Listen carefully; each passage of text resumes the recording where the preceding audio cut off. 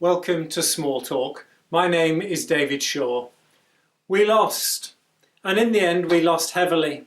Wales were magnificent. They had a game plan and they stuck to it and they executed it really well, and they were self-disciplined.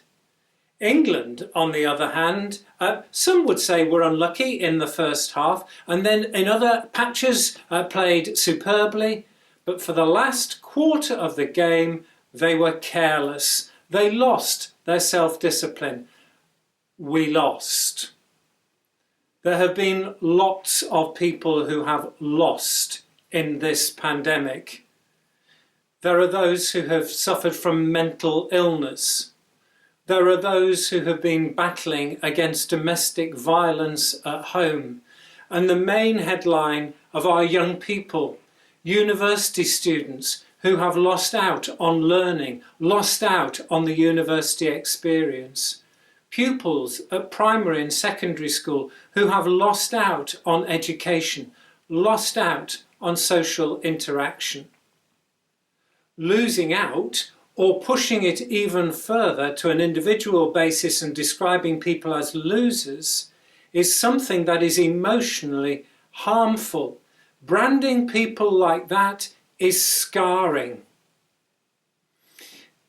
It could be that if you keep talking about people losing out, keep talking about people being victims, that has an impact on all their life.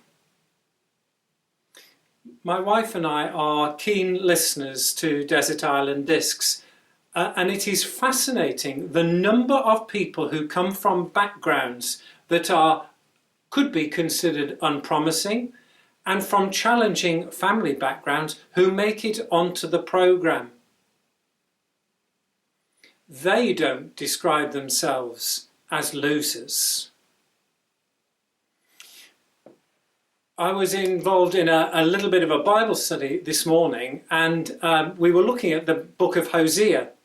And Hosea and his wife Gomer call their third child, their second son, Nobody. Nobody.